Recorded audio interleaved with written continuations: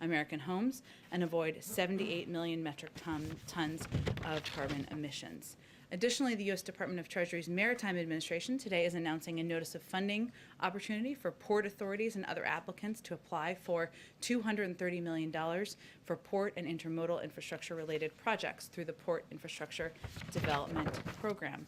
Last item is I have an update for you on the flooding that has occurred in the Tennessee Valley. The Department of Homeland Security and media sources report 4 fatalities and over 150 rescued in the Tennessee Valley as heavy rainfall swamped the area, flooding homes and roads, including parts of Nashville. The President and the White House continue to monitor the situation very closely and stand at the ready should any federal assistance be requested or required. At this time, no requests for federal assistance have come in. The National Weather Service reports over 9 inches of rain has fallen over the past 24 hours, of course, causing this massive flooding. Jonathan, why don't you kick us off? Thank you, Jen. The CDC director today delivered an impassioned warning against a rise in COVID cases and said it filled her with a sense of, quote, impending doom. We are seeing cases rise in many states. My question is, does the president plan out to reach directly to governors, including the Democratic governors of states like New York, New Jersey, and Michigan that are seeing real rises? Does he plan to ask them to slow down or pause them reopening their states?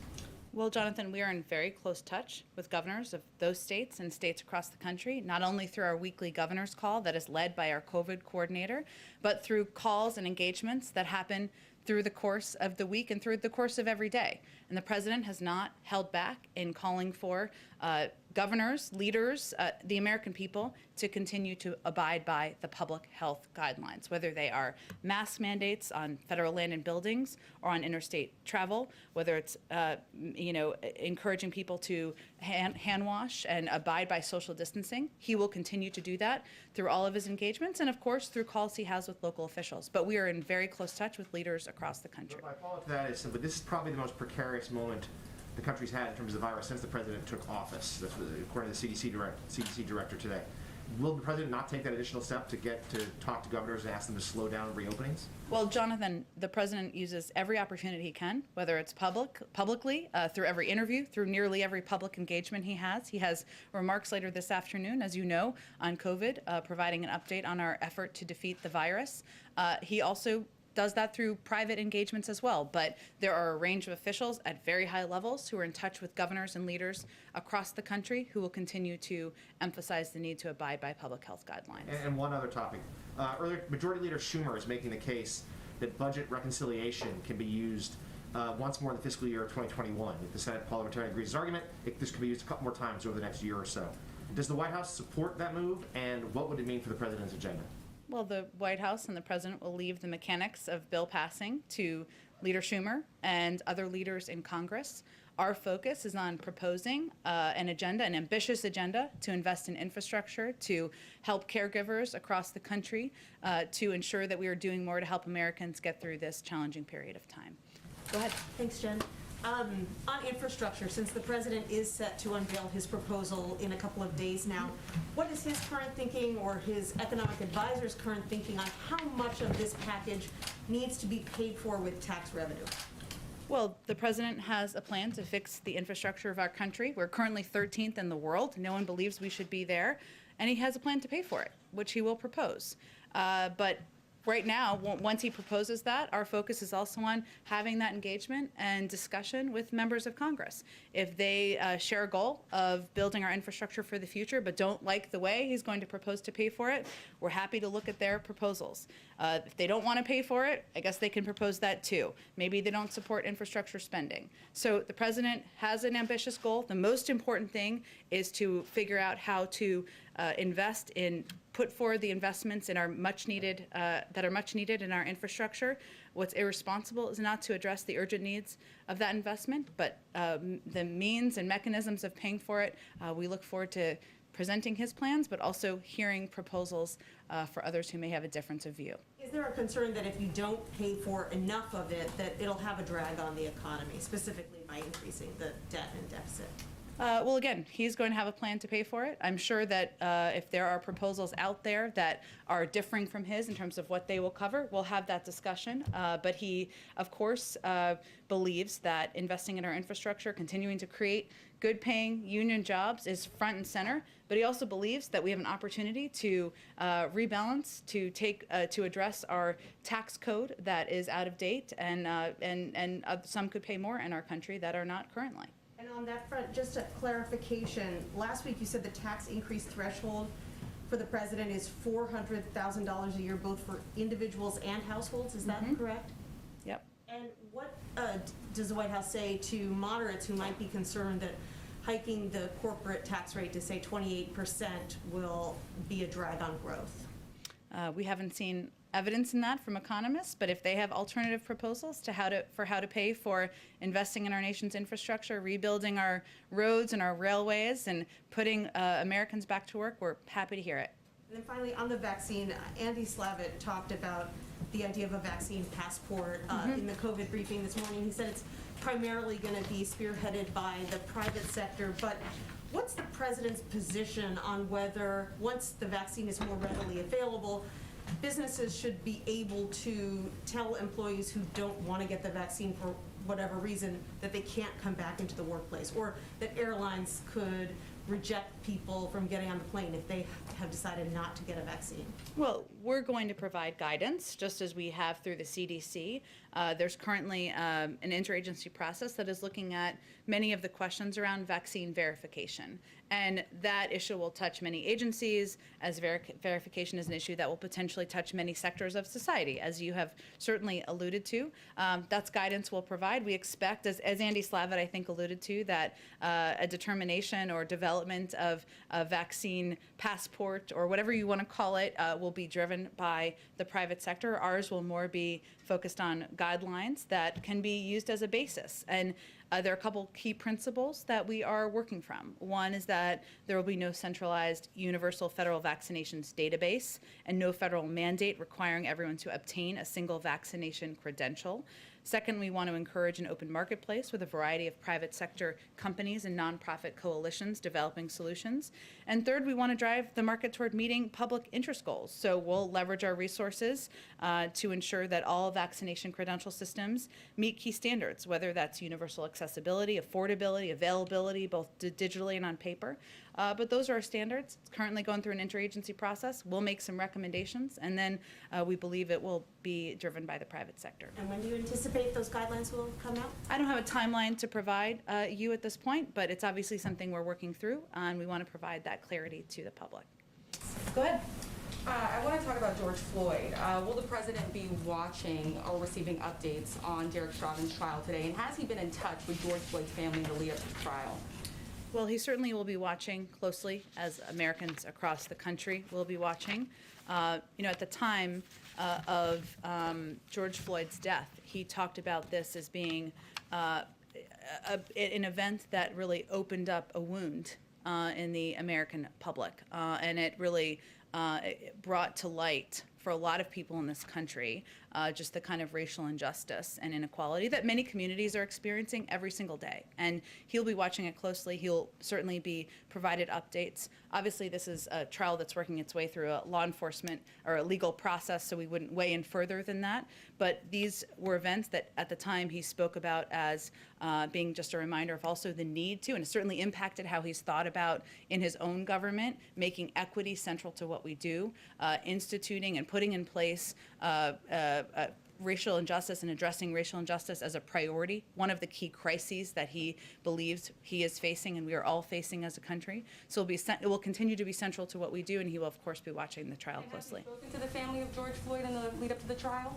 I don't have any calls to read out. He obviously spoke to them, or not obviously. For those of you who didn't follow this closely, he did speak to them last spring and spoke at the time and commented at the time about their grace. And I know he conveyed that, and he was just impressed by their courage, and he continues to believe that. You said it redoubled his commitment to advancing racial justice in this country. He also committed to creating this National Police Oversight Commission during his first 100 days in office. Has that been created yet? Is that still on track to being created?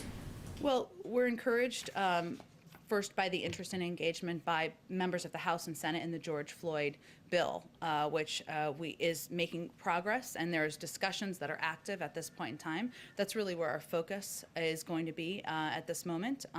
We believe that, and he believes, I should say, that it is imperative to put in place, in order to rebuild trust among communities, that there needs to be accountability, and there needs to be systems in place to ensure that, and laws changed to ensure that that can be carried out. So that is where our focus is. The president supports that piece of legislation, and we're hopeful that he will receive a landmark reform bill on his desk. Will the commission still be established in his first 100 days in office? I don't have any update on it other than to convey that this bill is an opportunity to put in place a number of the actions that that many in the advocacy community feel are imperative at this point in our country's history. Kind of an open question here, no firm commitment? I don't have any update on the timeline, but I think what's important to note is that the George Floyd bill, which would put in place and make law a number of the accountability measures and actions that he and so many who watch these events in horror feel are imperative at this point in our country. One last question, if I could, Jen, thank you. I want to just turn to immigration really quickly here.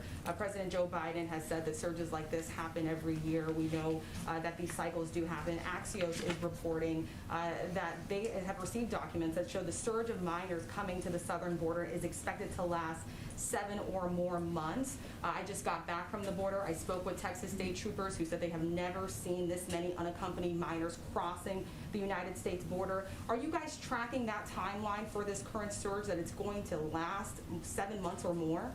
Well, what we're working to do is put in place steps and actions to help address the situation at the border, including, of course, expediting processing and opening up additional shelters, but also reinstituting policies like the Central American Minors Program to encourage young people to apply in their country and not make that treacherous journey. We are also in a circumstance where we are digging out of a broken system over the past 4 years, not just the inhumane policies, but the fact that there were never efforts put in place to look for and seek shelters where these children could be safely and humanely housed. They had a different policy than the president has, of course, but also there was a hiring freeze at ORR and the Refugee Resettlement Office, which made it something that we had to also dig out of when we started. So that's where our focus is on.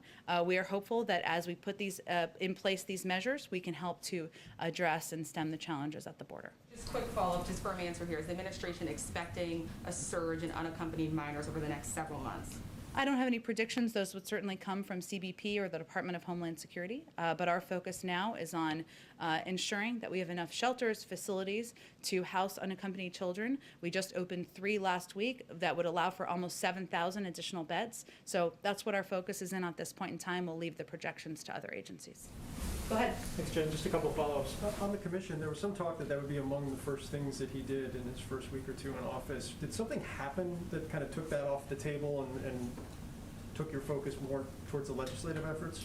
No, I think it's just a reflection of I just don't have an update on it, but we are working with very closely with outside advocacy groups, with many who have been passionately fighting for greater accountability and greater reforms to be put in place, and we're looking for the most effective means to get that done.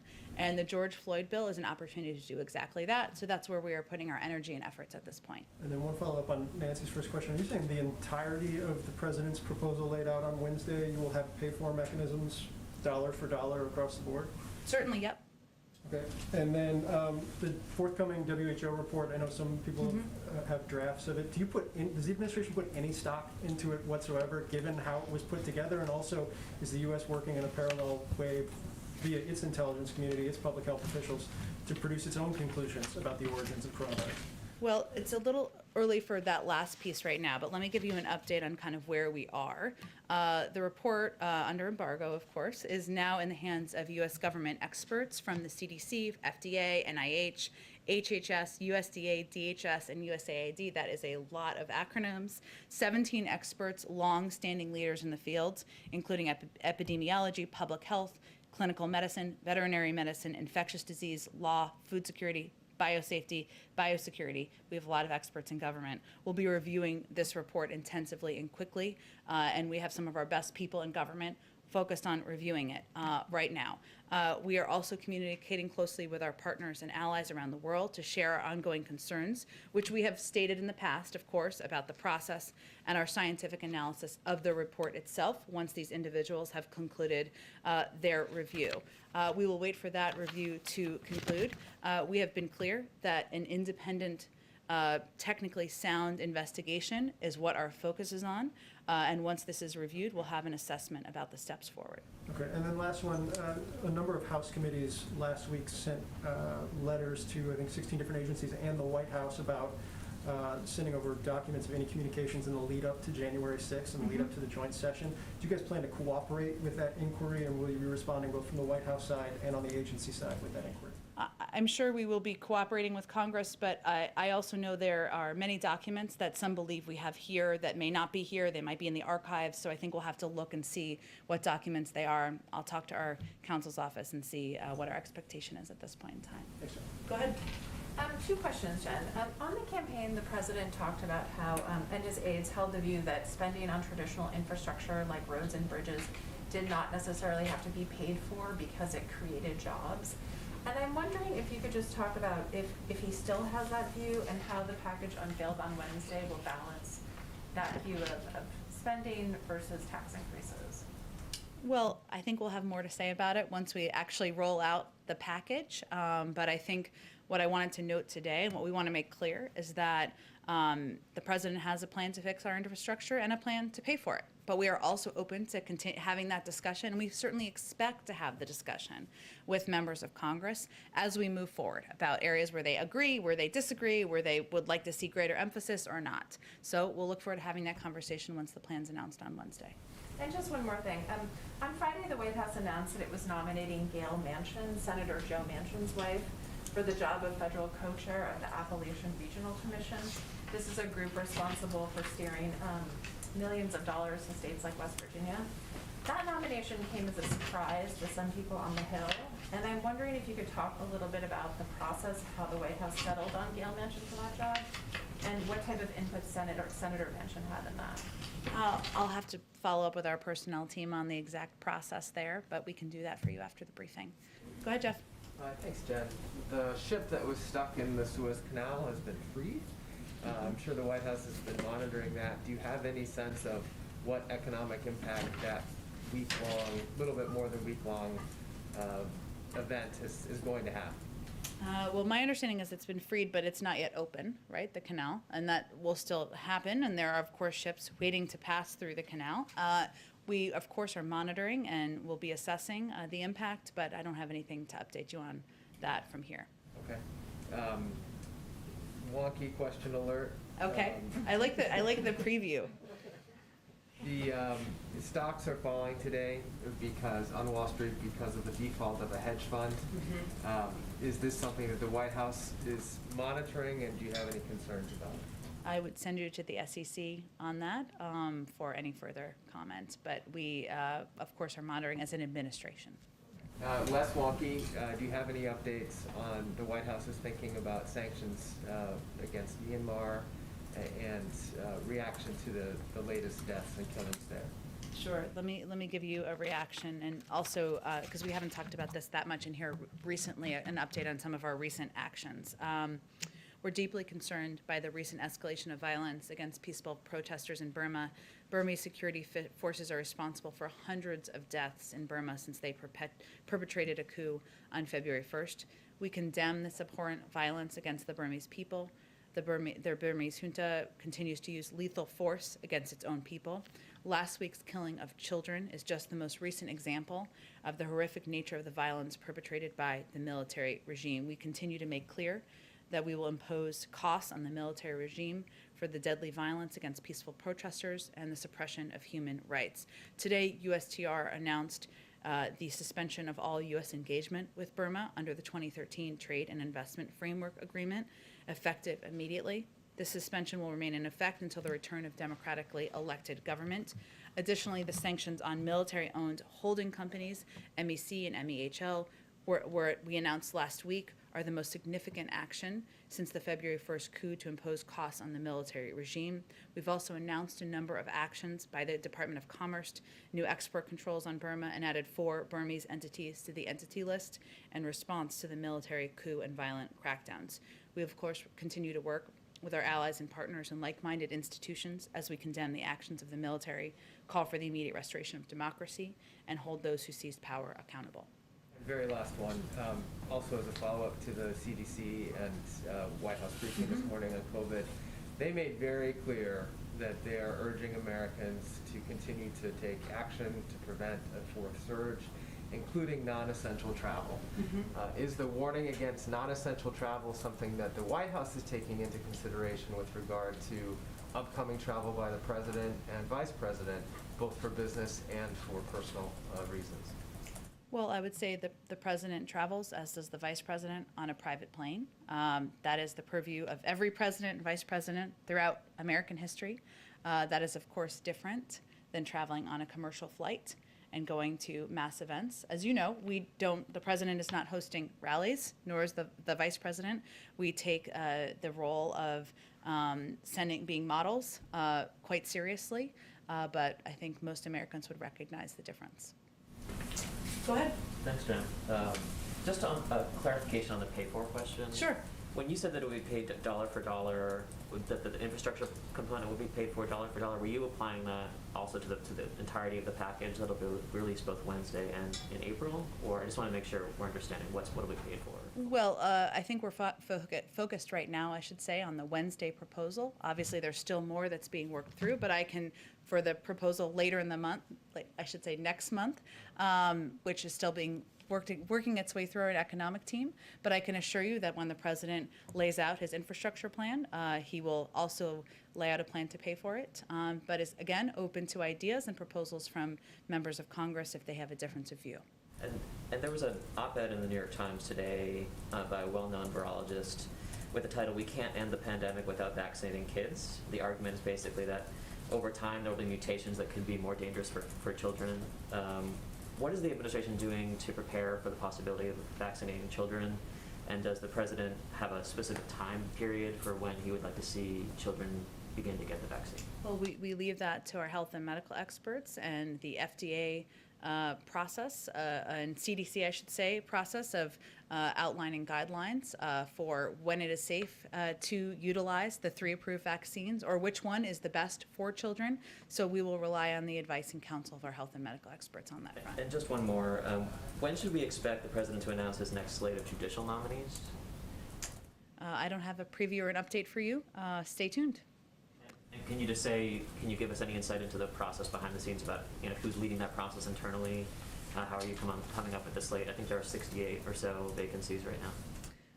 I can convey that the president wants to nominate people who are qualified, who have a breadth of experience, who bring perspective to these roles, and obviously he seeks to meet his own bars of diversity when he's nominating any individuals to serve in his administration.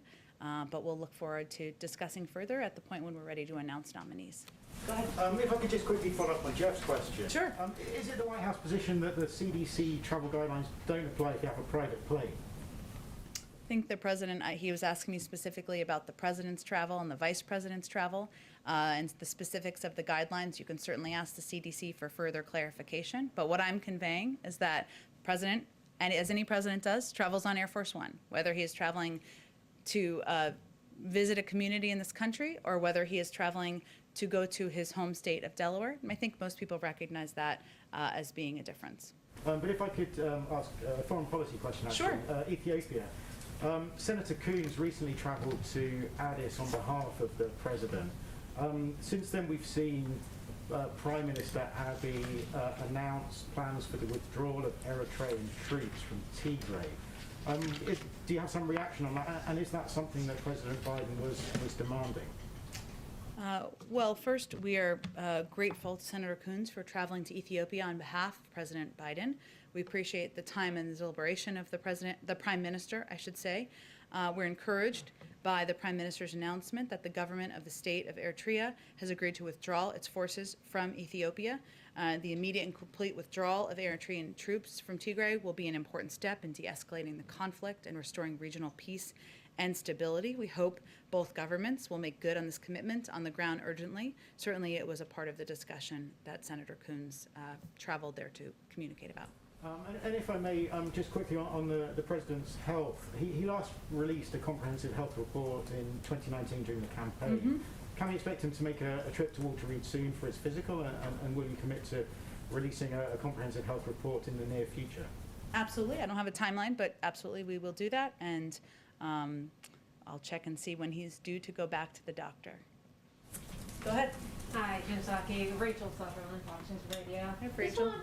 Wanted to follow up on Juan Gonzalez's recent trip to Guatemala. And what kind of progress is made? I understand that Ambassador Jacobson also went to Mexico, maybe to Guatemala as well. What kind of progress on addressing the root causes of mass migration can you give us? Well, I think this was their first trip. We just announced an envoy as well to the region, which shows our focus and emphasis on addressing the root causes. And of course, the Vice President of the United States will be helping lead that effort, specifically the root causes, not the border. There's some confusion over that. I know we did a readout after the meetings and the trips last week. I don't have an additional readout for you, other than to convey that we know this will be a diplomatic process. Our view is it's not if, but when we work through with these countries, the best ways we can work together to address root causes. And the president has also proposed an immigration bill that includes $400 billion in funding to help address the root causes as well, and help ensure that families and individuals who are making this trip are incentivized to stay in their countries. Just one more here. I've heard some talk about the sponsor families for the children who are in the care of HSS. Any idea of how that's going to be set up?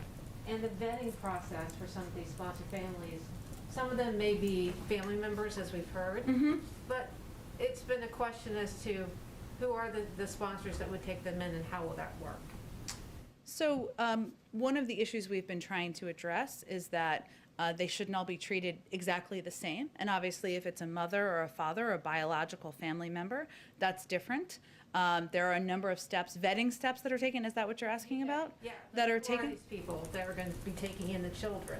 Well, it really differs. Sometimes there are community groups, there are religious organizations, there are individuals who have been sponsor families in the past. Again, it doesn't mean that these children stay in the country. This is a safe place for them to be while their cases are being adjudicated. But vetting is an important part of this process, because in the past there have been scenarios where there has been trafficking. We want to, of course, avoid that. Sometimes that's why it takes a little bit longer, and where we're working to expedite the processing wherever we can. Follow up, if someone wants to sponsor a child, any place to go for that, if, say, they're interested? I'm sure we can get you the information for the Department of Homeland Security, Health and Human Services, and the program that they are running. And a lot of it is through local organizations and community groups as well. Go ahead. Thanks, Jen. On Georgia's new laws restricting voting, President Biden called them last week I think the most pernicious thing. Does the White House believe, now that the laws have been signed, that companies or individual consumers should boycott Georgia or Georgia businesses? Like, what should people do who don't have a voting Congress to vote on these voting laws? The people of Georgia, The people of Georgia, people across the country. they should elect new leaders. They can take steps like any individual can take as an American citizen to have their voice heard and exercise their democratic right. But does he believe that people should boycott? There are increasing calls for them. That's not a call we're making from here. Go ahead. Thank you, Jen. The Vice President said before that the exodus of women leaving the workforce during the pandemic is a national emergency. The President has said that we're dealing with an acute, immediate childcare crisis in America. I know that childcare is a part of his infrastructure initiative, and Wednesday we will hear more about his physical... In April, you'll hear more. Well, I guess that's my question. Why aren't we hearing more about this first before the physical infrastructure needs, given that it's such an emergency and given that we're in a situation right now where women are where families are in desperate need of child care assistance? Well, the president and the vice president agree. That's why they pushed so hard to get the American Rescue Plan passed, that ensured that millions of families could get funding through the child tax credit, could get $1,400 checks out to a large number of families across the country, 100 million which have already gone out. Why the earned income tax credit was something he fought to have in there as well. But he believes that that's not enough and we need to do more. And so he's looking forward to, in a couple of weeks, laying out more specifics of his plan to do exactly that. Go ahead. So the White House Office of Science and Technology Policy announced this formation of a task force to investigate past tampering with science decisions in the White House.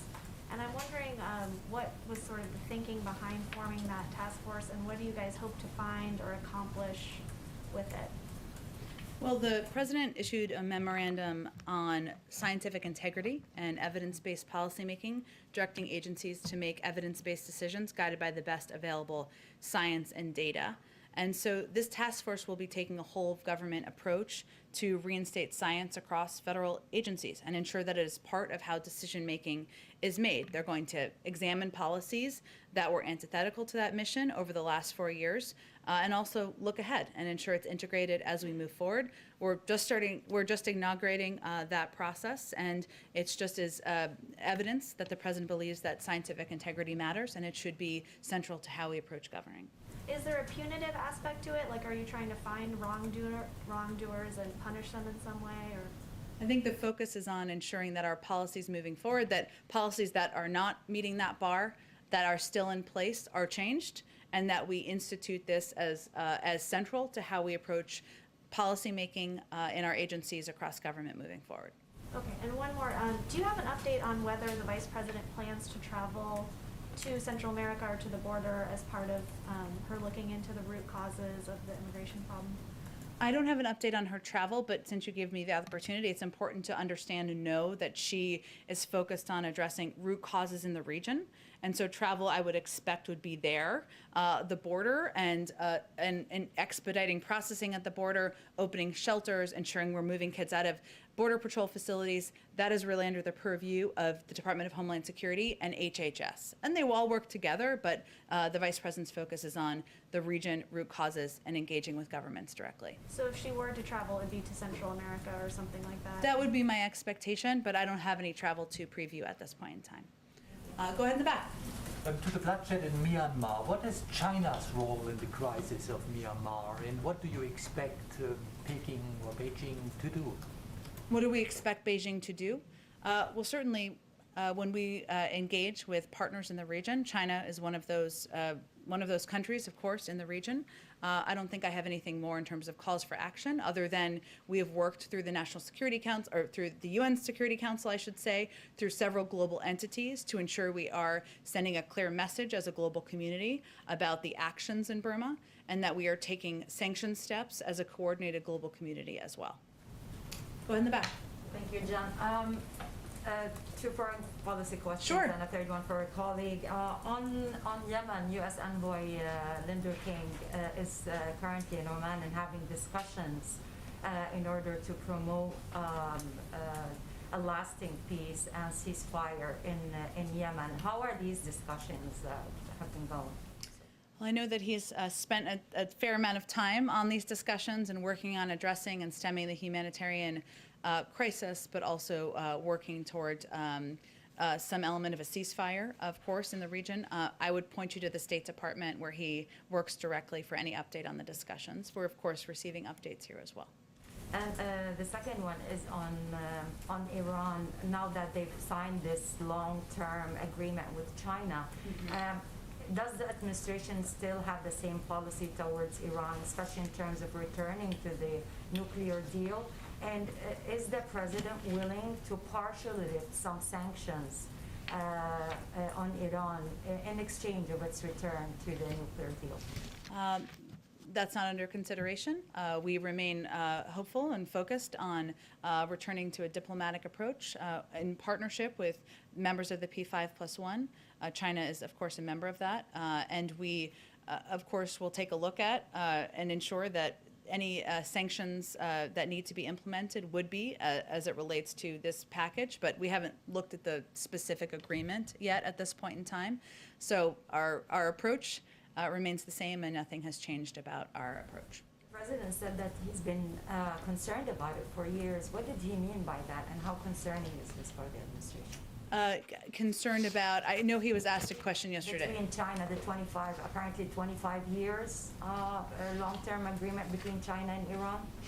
Well, China has been a member of the P5+1, an important partner as it related to getting the deal passed to begin with. Certainly would be an important partner as we look ahead to a diplomatic approach. At this point in time, we're still working through those steps and don't have an update on the engagement. Thank you, Jen. And my colleague's question is on North Korea.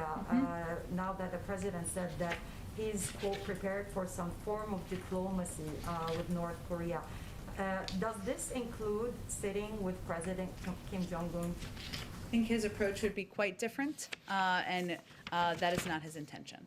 Thank you. Thank you. Thanks, everyone. Okay.